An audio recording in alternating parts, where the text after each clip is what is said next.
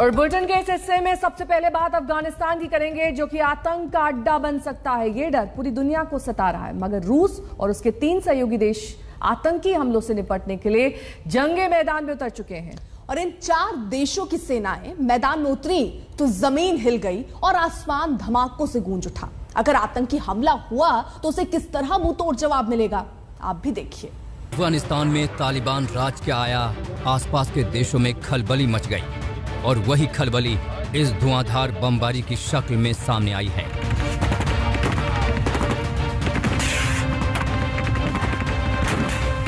ताबड़तोड़ रॉकेट दागे जा रही हैं, लड़ाकू विमान हुंकार भर रहे हैं, टैंक रणभूमि को रौंद रहे हैं, तोपों का मुंह खोल दिया गया है।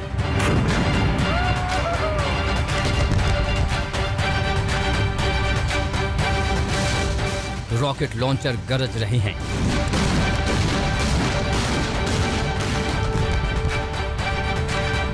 ये पड़ोस में आए तालिबान राज के आतंक से निपटने की तैयारी है। इलाका है किर्गिस्तान का इस्सिक-कुल, जो रणभूमि बना है। ऐसी रणभूमि जिसमें 4 देशों की सेना अपनी अपनी सुरक्षा चाक चौबंद करने के लिए अपने रण कौशल को आजमा रही हैं।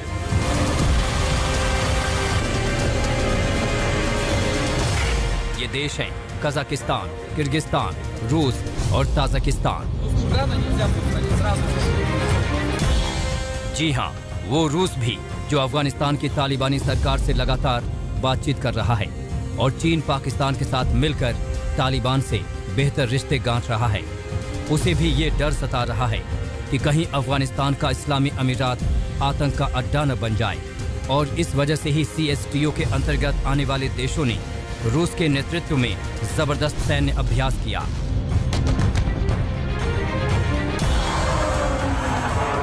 इस सैन्य अभ्यास का मकसद किसी भी आतंकी खतरे की आशंका को अपनी इस ताकत के दम पर कुचल देना है।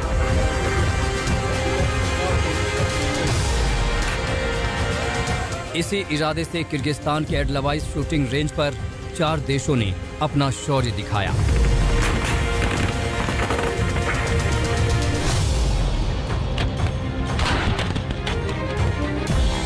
अफगानिस्तान में तालिबान सरकार के बनने के बाद हालात फिलहाल किसी के काबू में नहीं हैं। ब्रिटेन, अमेरिका और इजराइल की खुफिया एजेंसियां संकेत दे चुकी हैं कि तालिबान राज में ISIS और अल-कायदा जैसे आतंकी संगठन ताकतवर हो सकते हैं।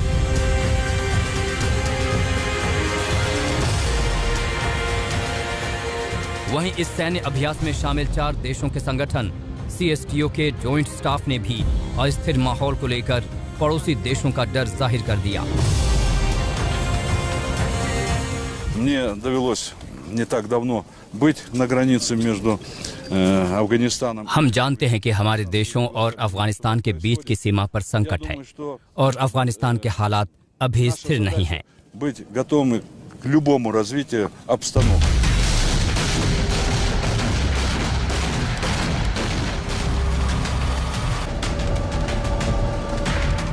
पड़ोस में एक देश के बेकाबू हालात से निपटने के लिए 4 देशों की तैयारी किस दर्जे की है, ये रूसी रक्षा मंत्रालय ने साफ कर दिया। उसके मुताबिक सैन्य ठिकाने पर किसी भी हवाई हमले का मुंहतोड़ जवाब देने के लिए S-300 एयर डिफेंस सिस्टम की टेस्ट फायरिंग की गई।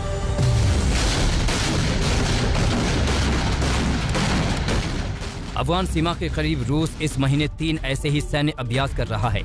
अगले महीने यही 4 देश अपने रण कौशल को एक बार फिर से परखेंगे, जब इनकी सेनाएं एक रूसी सैन्य ठिकाने पर मिलेंगी।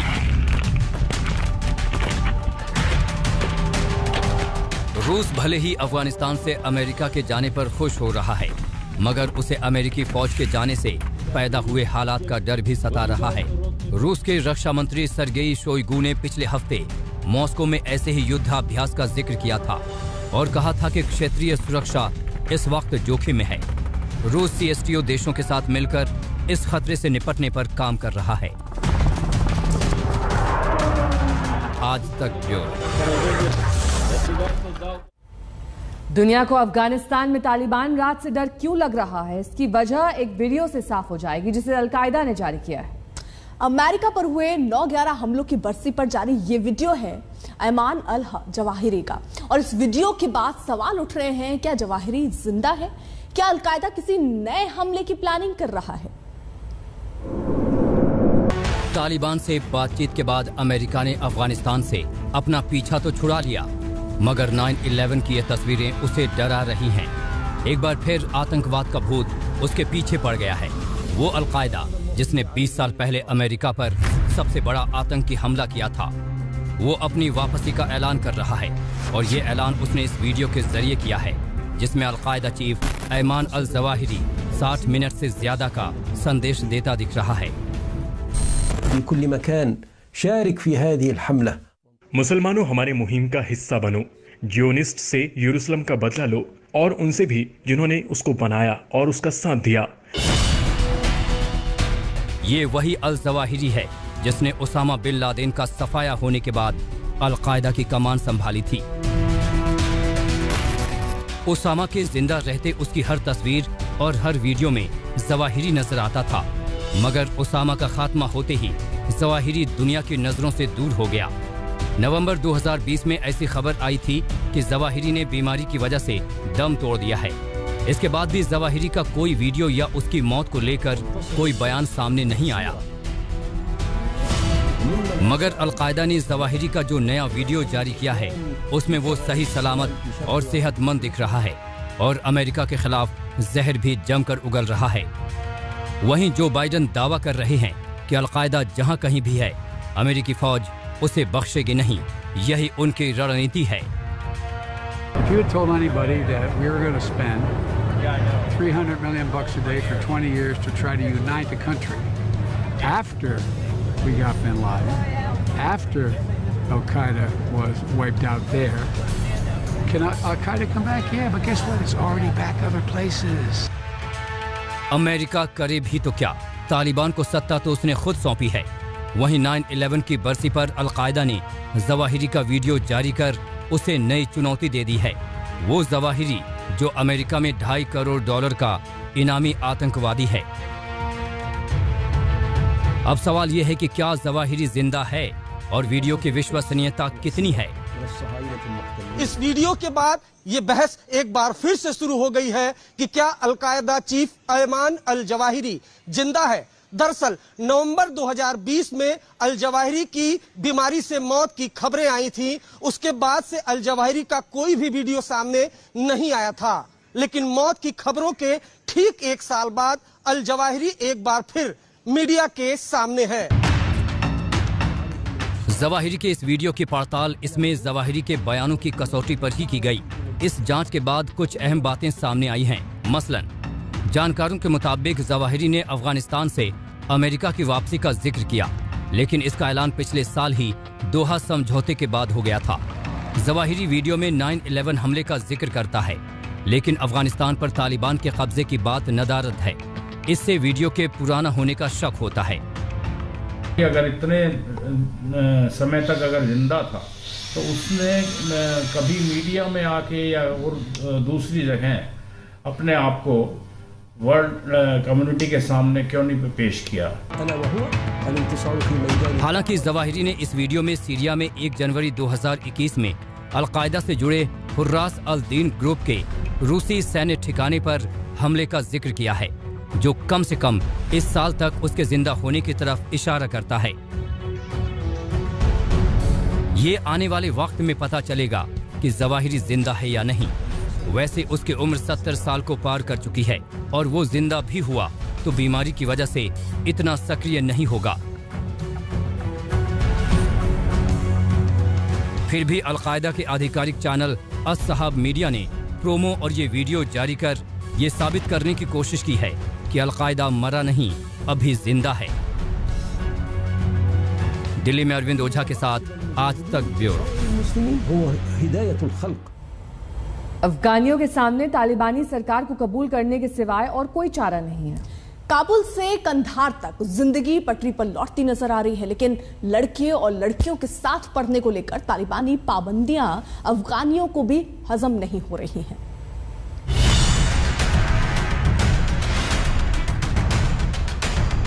अफगानिस्तान के प्रेसिडेंशियल पैलेस से लेकर काबुल की सड़कों तक तालिबानी झंडा लहरा रहा है। तालिबानी लड़ाकों ने काबुल में ट्रैफिक कंट्रोल संभाल लिया है। नई सरकार बनने के बाद राजधानी की जिंदगी धीरे धीरे पटरी पर लौटती नजर आ रही है। हालांकि सड़क हो या बाजार, लोगों की आवाजाही कम ही नजर आती है। दूसरी तरफ कंधार की बात करें तो वहां के कारोबारी इस बात से खुश हैं कि बाजार खुल गए हैं।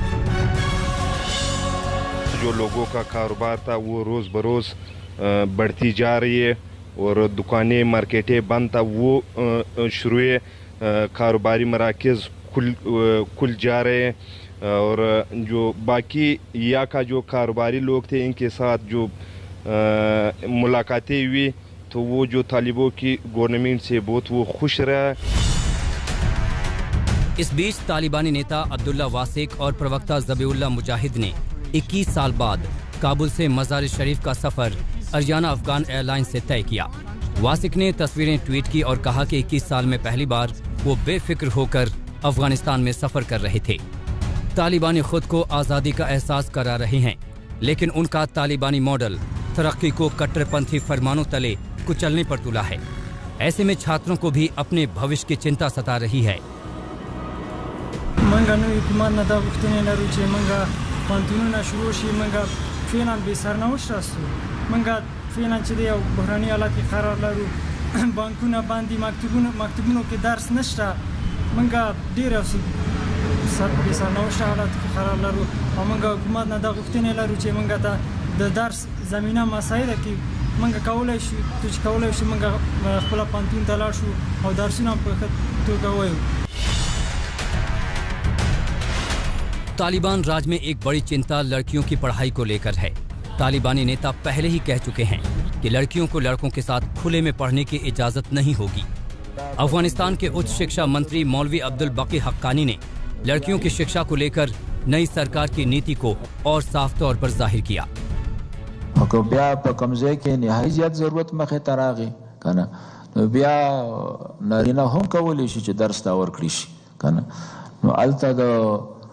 شری حجاب هغه لحاظ دا ضروری دی، پردې ترشا هغه کولی شي چې مثلا هغه استاد درس ورکو، دلته به د سہولتونو برابرولو د سکرین د لارې یا د نورو عصري وسایلو د لارې هغه کولی شي چې د استاد